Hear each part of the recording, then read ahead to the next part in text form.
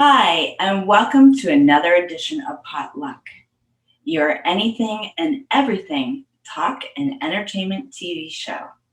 My name is Laura Hartman, and I am your host.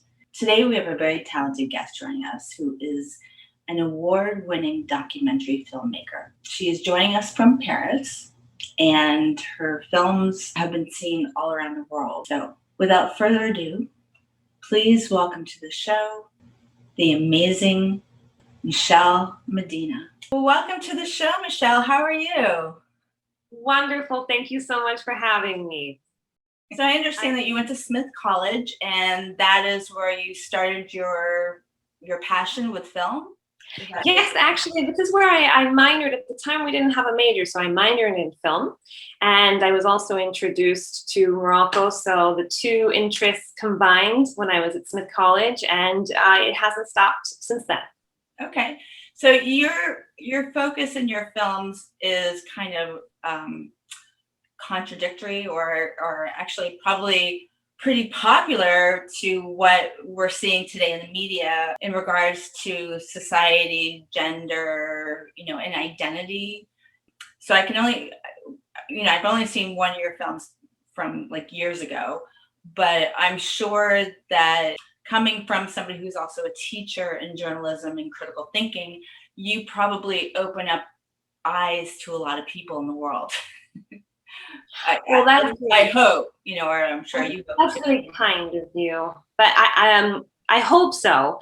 But I do. I mean, of course, I do aim to show people a part of the world or a story that they might not have seen before, or we are not really focusing on so much because there's only so many hours in a day, and there's lots of news stories to cover. So I do hope that some of the stories that I cover are new for people, and even for those who are watching it from their countries, that they also get to see a story that they haven't actually seen. Because my first documentary was made for the Moroccan audience. So it was about a father and a son from Morocco, but I actually made it with the audience being Moroccans. And then after that, it went internationally, but it wasn't the aim because I hadn't actually structured it or explained it sufficiently for an international audience. This time around, I am hoping to make it understandable for a wider global audience. But yes, I mean, generally the topics I look at are things to do with art. And the question is, why do we make art? But the protagonists are young people from Morocco, or fathers and sons from Morocco, or filmmakers from Morocco, or people who work in the service industry in North Africa. I mean, probably the next film, it will expand a bit from that because I've moved from Morocco and I'm now in France. So it'll be perhaps a bit of every little thing. But for now, yes, I try to look at class and society through the lens of an individual story about something we can all relate to. So whether that be the relationship between a father and a son and music, or girls with their families and their little their projects and their creations. Okay. So yes, I mean, I do aim to try to, I guess, educate, but that's but to have fun while doing it. So just to really kind of expose a bit of the world that perhaps hasn't been seen very much before. Right. Okay. So let's talk about The Secret of Flowers, your film that you're right now, I mean, you spent over 10 years working on, and right now you're in the process of trying to find funds to make the film come to life to the rest of the world. So yeah. What, other than the background that you just talked about, what also inspired you to work with these women in the film? Yeah, so it's so The Secret Lives of Flowers is a story about teenage girls growing up and coming of age in Morocco. And what inspired the project was it was just at the start of the Arab Spring. So I don't know if everyone is familiar with it, but things were changing rapidly in North Africa, and governments that had been in place for decades were crumbling, and there was a lot of hope for the future, and a lot of instability for structures that had been there forever. And, we didn't know what was going to happen in the next few years, if this was going to be a catalyst for change or if this was going to be crushed. And I was looking around thinking I would really like to do something on this, but in Morocco, it wasn't quite the same experience as it was perhaps in Egypt or in Libya or in Tunisia. It was much quieter. And so I thought, I was looking on Facebook, not even thinking about this, and a photograph came up, and it was of a young girl who was doing a self-portrait. And there was just something about it that struck me, something about how, it was subconscious. I didn't put these things together, but she looked kind of like a flower. She was young, she was coming of age. And later on, I understood that the reason why I was very much interested in her story was she kind of represented the flowers of this Arab Spring, of this new era, of this new day. And anything that I found out about her life and whatever I discovered with her was going to tell me a lot about the wider region and the story of what was going on with young people at that time. So it began like that, but it became this 10-year journey of getting to know these particular girls as dynamic individuals who also have questions about where they fit in the world, and insecurities about what's going to happen in the future, and not being fully the correct kind of girl for their country, and definitely not able to completely fit in elsewhere. So feeling like there isn't quite a home for them. So it started with this question, and it led to many others. And then, but you also interviewed, or you also worked with two other women or two other young girls. Yes. All in all, they're 4 girls, but two of them are sisters. So it's kind of as if there's 3. But yeah, they're all artists. One is a photographer. The other is a fashion designer who's also getting into film. And then there's another who kind of does a lot of different artwork. She's kind of a mixed media artist. But they all kind of, when I met them, they were, for example, one was 15 years old, and she was, after school, running around the city without her parents' knowledge, taking pictures of just ordinary people in the street.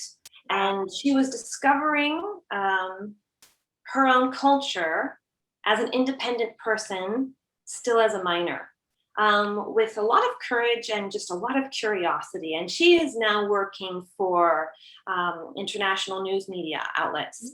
And she's had expositions all over the world. But you can just see this evolution of her getting to know herself, her getting to know herself through other people, and her camera being a way to communicate, not being something that was blocking anything between herself and the rest of the world. It was her way of communicating and discovering and answering questions that she had, and just continually allowing her to grow up. So you have different girls, but and very different. They have very different personalities, but the theme between them is similar. Where can they call home? Right. How does their art connect them to other people, and what is their future as girls from this region, and as the future generation growing up from this really cataclysmic moment? So did their families have issues with having this, be documented? No, that was actually quite nice. Sometimes the other relatives had problems. For example, the aunt or the uncle or the cousin or the other person who came to an event. But the parents, no.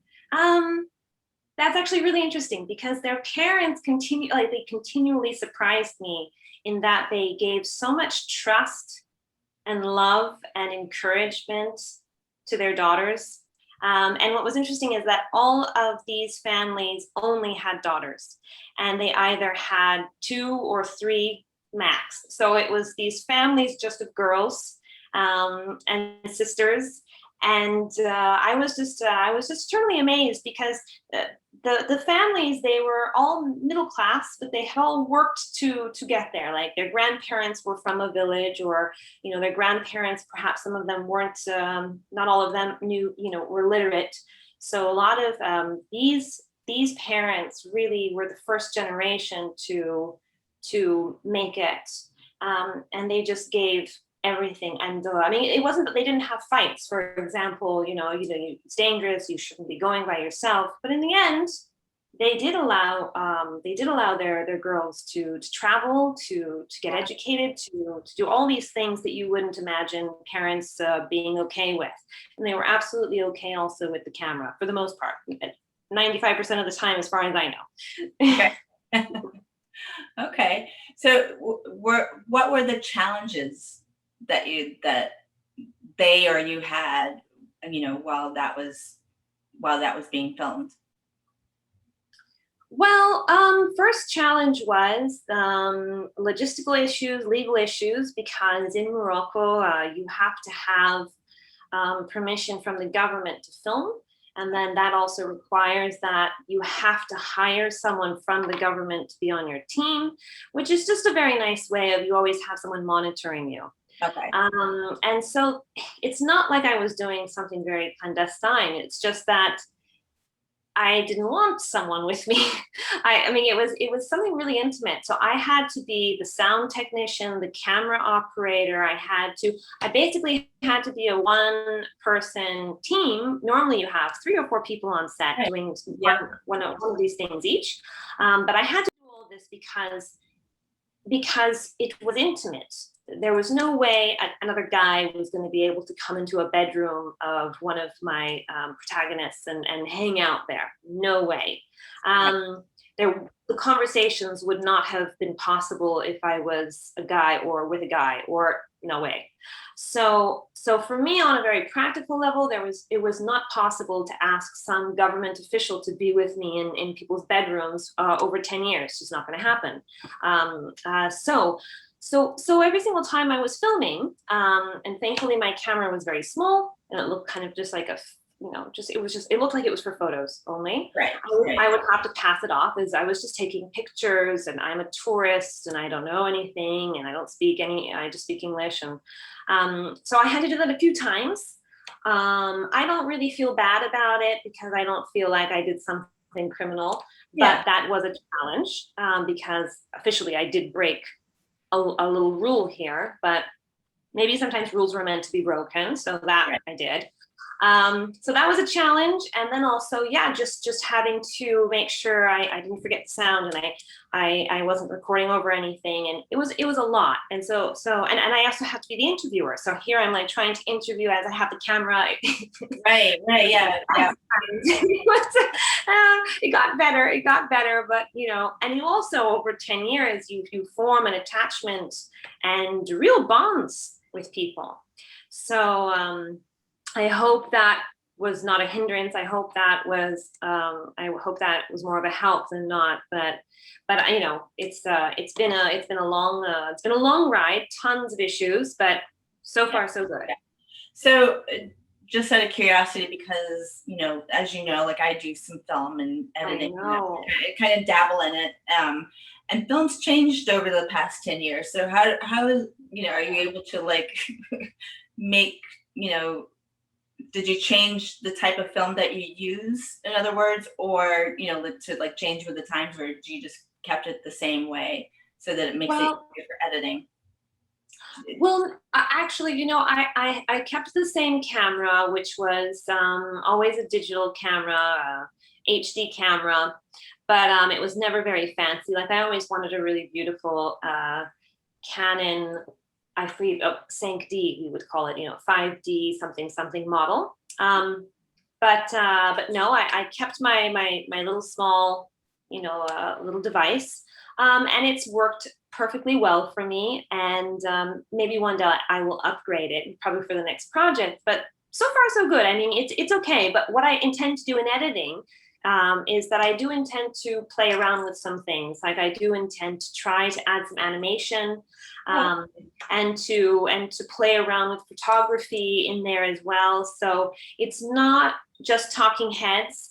It's going to be a mix of things where I might have some final interviews where we're in a studio and you have a beautiful background, where you do, the end interviews. But a lot of it is just, it's decent quality, but it's also just kind of guerrilla style filming. So it's, you don't have these perfect shots. It's really kind of sometimes a little bit rough, but you do feel the emotion. So I haven't changed anything, but I intend to play around with a lot of different forms in editing. Okay. Okay.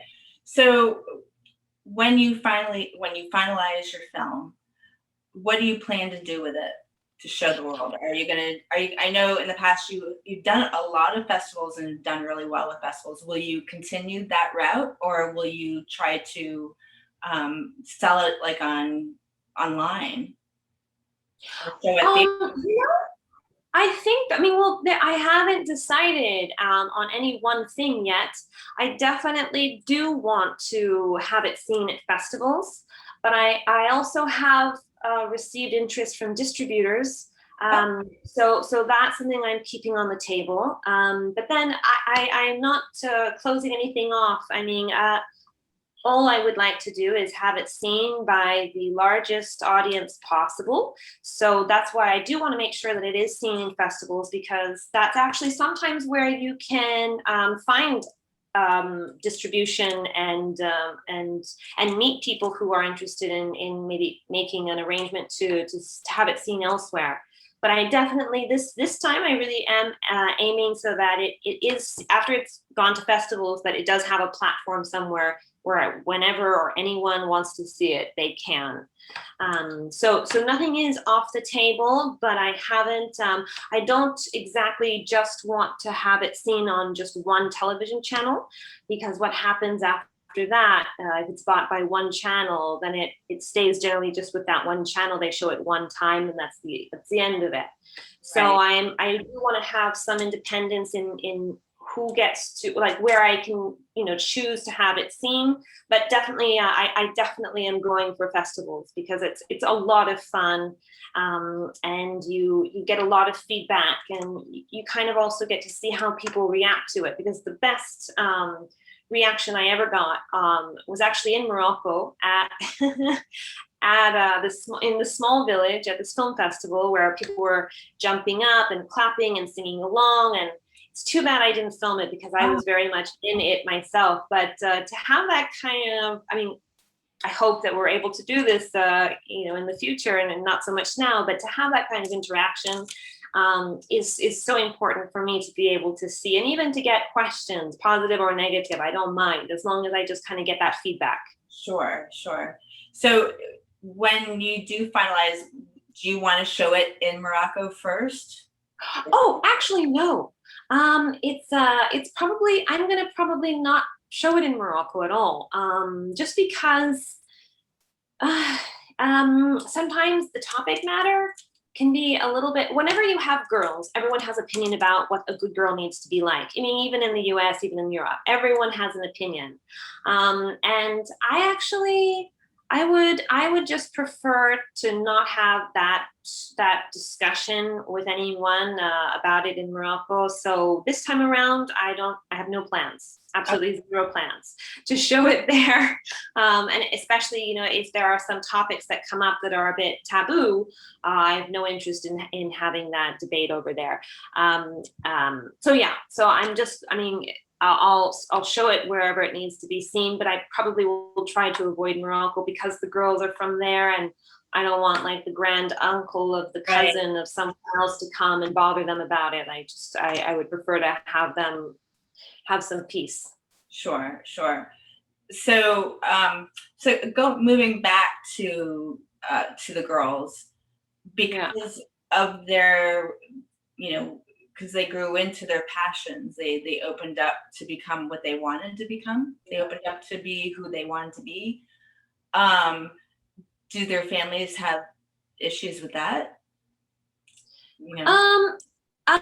If they do, they don't say, because I think their relationship with their kids is one where they just feel like their kids are their own person. They have given them the education they think is important. They've shown them their values, And then now that they're kind of adults, they're giving them the freedom to do what they like, make their own mistakes, make their good choices, do well for themselves. Sure. The parents are not imposing who they think they need to be on their kids, which is kind of exceptional. And I would say anywhere in the world, because it doesn't matter what country you're in, parents generally do want their kids to do what they want them to do. I mean, it's just very human. So I would have to say, the more I think about it, the more the parents are just they've really allowed their daughters to become the people they are today, because they've kind of given them everything they needed and then let them go. Right. So, Well, so they don't have a problem with what they're doing. And some of the things sometimes they're doing are pretty scandalous. I mean, I'm saying all, but one in particular goes to topics that are really kind of like very like surprising, even for me. And her parents are like, oh, okay, well, okay. So yeah, no, they support their kids all the way. Yeah, wow. So how long, I mean, like, what made you pick Morocco? Well, that's a really good question. Yeah, so I was thinking about this today randomly, because I ask myself that question all the time, and I know why. It's hard to explain. But how it officially started was in college, in university. I was in this government class, and I thought I was going to go into politics. I was really sure I was going to become a politician, and I had my goal. I'm the president of the United States, blah blah blah. Aren't you glad you did it? And then I went into government, and I was like, no, I don't think so. And that is not a diss to my professor. He was a wonderful, wonderful teacher. It's just, I realized then that wasn't the kind of politics I was interested in. I was interested in the politics of people and human beings and the dynamics of culture, not so much policy making and all the other stuff that comes with politics officially. So one great thing was that a professor from Rabat, so the capital city of Morocco, came to our school, and he basically, this was like maybe a few weeks or so after 9/11. So it was the world was a lot of things had happened. It was not the same world that I had come into college with. So it was a bit confusing. And this professor came in, spoke only for 5 minutes, but he spoke about his daughter. He spoke about his wife. He spoke about how he was experiencing things. And he spoke so clearly about concepts that my teacher was trying to explain to us for a very long time. And it was not getting anywhere with me. But this teacher spoke in terms that I could understand. He spoke about human dynamics, relationships between people, and I understood what he meant with radicalism, what he was explaining about how one generation can be extremely liberal, the next one can be extremely conservative, and there's no telling what will happen next when it comes to globalization and radicalism and all these other things. So in 5 minutes, I got it. And I said, oh, I have to go study with this guy. And I felt really pulled. I was the only one who went, and I signed up for his study abroad program. They said it's either 2 years of French or 1 year of Arabic. Took the 1 year of Arabic, went for my junior year abroad, and again, felt like I was in a strange place, but familiar. It was familiar. I saw my father's face everywhere. My name was everywhere. And the food, it was my father's food. Even the sounds, it sounded like my father. So in a very strange way, it felt like I was coming to my father's home. And then strangely enough, yes, I mean, I did connect the dots where, in fact, there are many connections between my father and Morocco and my heritage and Morocco, but I didn't know that at the time. But every single time I tried to leave Morocco, I was pulled back. So then I came on a Fulbright. And then I was supposed to leave, and I couldn't leave. I had to stay. I felt like just like I was being pulled from the ground. You stay here. This is your home. We're not done with you yet.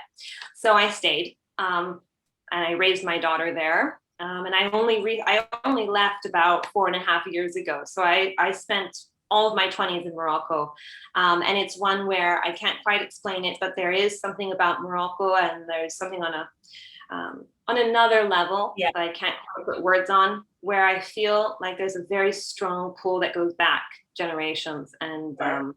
yeah, and so it's a love-hate relationship because I love it, but it's not because it's an easy place to live or it's really friendly to women or to there are some issues there, like anywhere. Sure. But it wasn't the most comfortable experience, but I did learn a lot, and Right. it did help me grow. And there was a lot of things that I had to be there for. Right. And I'm sure at the same token you find a lot of beauty in it as well, especially with every, you know, Yeah. with every single culture that there is around the world, there's always something great about it, and then you have your Oh yeah. relate to to your family. Sure.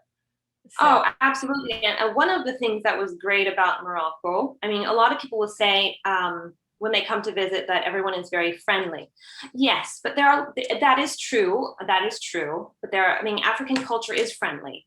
But there is something about Morocco that I have to say I have come to respect and love, and that's the women of Morocco. They actually, when I came, I was always saying, I'm sorry. And I was like really always trying to be very polite and like really what I understood was the right way to be a girl, a woman. And I just met time after time women who were so direct, were not afraid to show their emotions, whether that be anger or assertiveness or vulnerability. I mean, my biggest teacher is about how to be a human being, and just to accept that there is no correct way to be a woman. That comes from Moroccan women. So, salute, hats off to all the women. Shout out to the women everywhere in Morocco, because they were exceptional and they are exceptional. well, that's awesome. Well, thank you so much. We're running out of time right now, so I wish we had more time, and definitely I would love to have you come back, especially after your film is done. Absolutely. And that way Thank you. we can make more people aware of where they can find it. Where they can find your film, The Secret Lives of Flowers. So, which I think is absolutely beautiful, and I love how you got the name for it. So, Oh, yeah. well, Well, thank you so thank you much. so much. Thank you. Thanks for tuning into Potluck. It was a pleasure to have you. If you're just tuning in now, you can catch past episodes at www.potluck-online.org or go to YouTube and look for Potluck TV. Thank you again, and we look forward to seeing you next time.